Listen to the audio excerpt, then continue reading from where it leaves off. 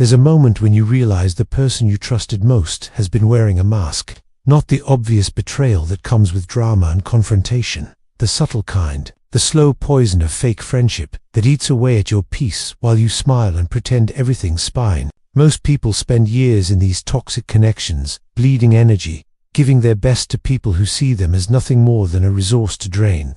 But Seneca, the master of human psychology, had a trick so simple, so devastatingly accurate, that it could expose a fake friend in minutes. And once you learn it, you'll never be fooled again. The average person thinks they can spot fake friends by waiting for betrayal. They look for the big moments, the backstabbing, the lies, the public humiliation. But by then, the damage is done. Years of your life wasted, energy depleted, trust shattered. Seneca understood something darker.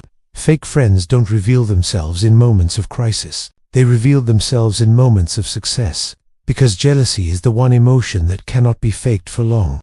Here's Seneca's test, brutal in its simplicity. Share good news with someone you suspect. Not just any good news, something significant. A promotion, a victory, a breakthrough that genuinely excites you. Then watch their face in the first 3 seconds before they have time to compose their reaction. Because in those 3 seconds, you'll see everything you need to know. The real friend's face lights up. Instant, genuine joy. Their excitement mirrors yours. They lean in. They ask questions. They want details. The fake friend. Their face does something else entirely. A micro-expression of pain, quickly masked. A forced smile that doesn't reach their eyes. A compliment that sounds hollow. And sometimes, if you're watching closely, something even darker. Relief that it's not their moment in the spotlight. But Seneca's insight went deeper than just observation. He understood the psychology behind it. Real friends celebrate your wins because your success doesn't diminish them. It inspires them. It makes them believe more is possible. Fake friends see your success as evidence of their own failure. Every victory you achieve is a reminder of what they don't have, and that creates something toxic. Resentment disguised as friendship. Let's be surgical about this. When you share success with a fake friend, watch for these micro-signals. The pause before they respond. Real excitement is immediate. Fake excitement needs to be manufactured, and manufacturing takes time. The questions they don't ask. Real friends want to know how you did it, what it felt like, what's next. Fake friends change the subject as quickly as possible. The compliments that include subtle digs. That's amazing. You're so lucky. Or I could never do that. I'm too honest. They can't give you pure praise because it kills them. And here's where it gets even more revealing. Notice how they talk about your success to others. The real friend becomes your advocate. They tell people about your achievement with pride, as if they had a part in it. The fake friend either doesn't mention it at all, or mentions it with qualifiers. Yeah, he got promoted, but I don't know how long that company will last. They cannot bear to let your victory stand alone without diminishing it somehow. Seneca observed this pattern in the Roman courts, where friendships were often masks for ambition. He watched men who called each other brother turn bitter the moment one achieved what the other wanted. And he realized that most people are friends with your potential, not your success. They love you when you're struggling because it makes them feel superior. They love you when you're dreaming because dreams are safe, non-threatening. But the moment you turn those dreams into reality, everything changes. The test works because it bypasses the rational mind and hits the emotional core. When someone succeeds, our immediate, involuntary reaction reveals our true feelings. You cannot fake that first flash of emotion. You can fake the words that come after, the smile you put on, the congratulations you offer. But you cannot fake that initial moment when your nervous system responds before your brain takes control. Here's another layer to Seneca's insight. Real friends don't just celebrate your success. They see it coming before it happens. They notice your growth. They comment on your progress. They're not surprised when you win because they've been watching you build toward it. Fake friends are always surprised by your success because they weren't really paying attention to you as a person. They were paying attention to you as a resource, a source of entertainment, a way to feel better about themselves. So when you succeed, it doesn't fit their narrative of who you are. Let's get even more tactical. There are variations of this test you can run without making it obvious. Mention a small win first. See how they respond. Then escalate. Share something bigger. Watch for the pattern. Do they celebrate proportionally, or does their enthusiasm decrease as your wins get bigger? Real friends get more excited as your wins get more significant. Fake friends get more uncomfortable. Test their memory. Real friends remember your goals, your struggles, your timeline. When you achieve something, they connect it to the journey they've witnessed. I remember when you first told me about this project 6 months ago. Look how far you've come. Fake friends have no context because they weren't really listening when you shared your struggles. They only tuned in when you were available to serve their needs. Watch what they do in the days after you share good news. Real friends bring it up again. They check in on how you're feeling. They might even have thought of ways to help you leverage the success. Fake friends never mention it again unless you bring it up. And when you do, they quickly redirect the conversation back to themselves. But here's where Seneca's psychology gets truly advanced. He understood that fake friends don't just fail to celebrate your success. They actively work to diminish it in subtle ways.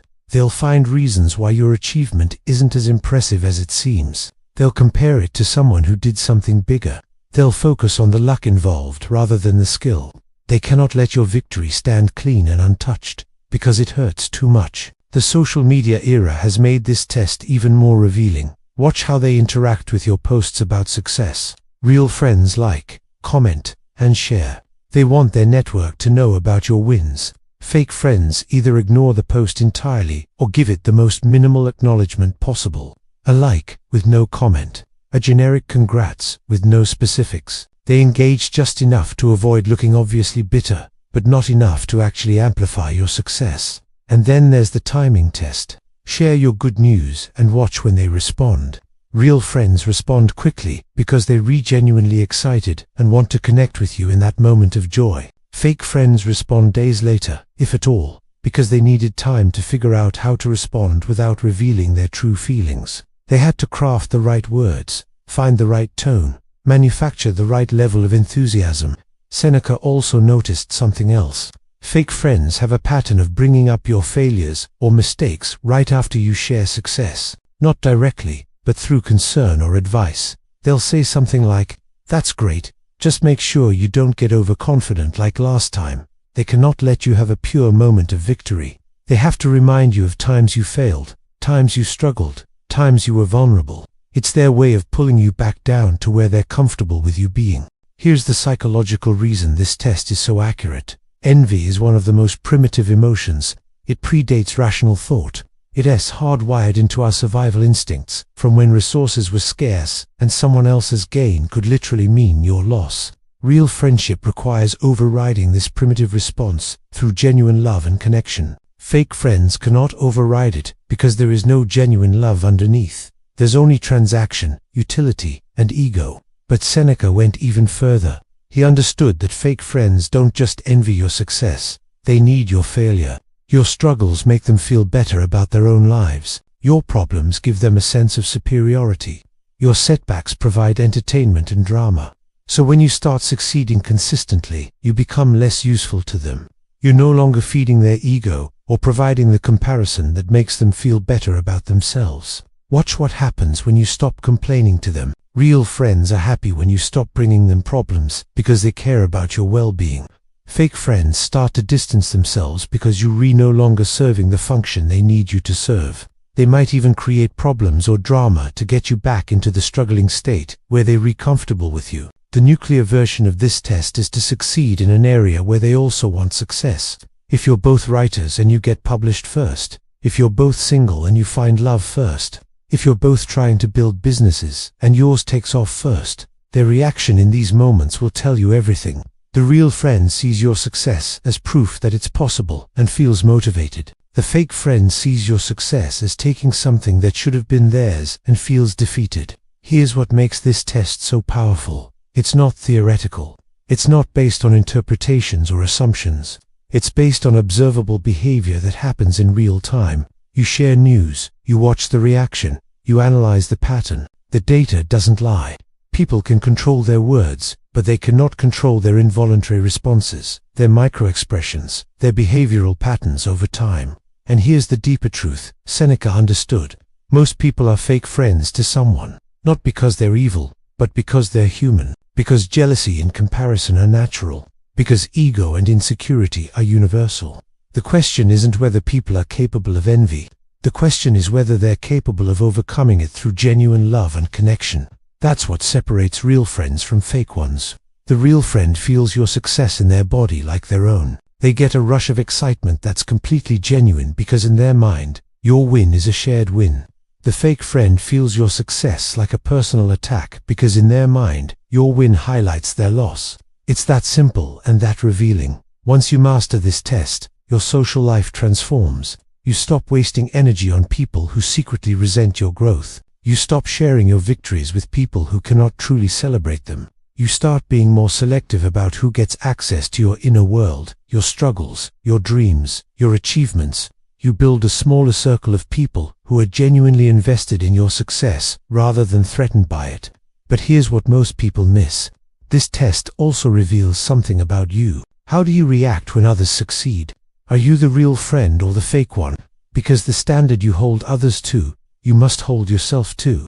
If you want genuine friendship, you must be capable of genuine celebration when others win, especially when they win in areas where you also want to succeed. Seneca's test isn't just about spotting fake friends. It's about understanding human nature at its core.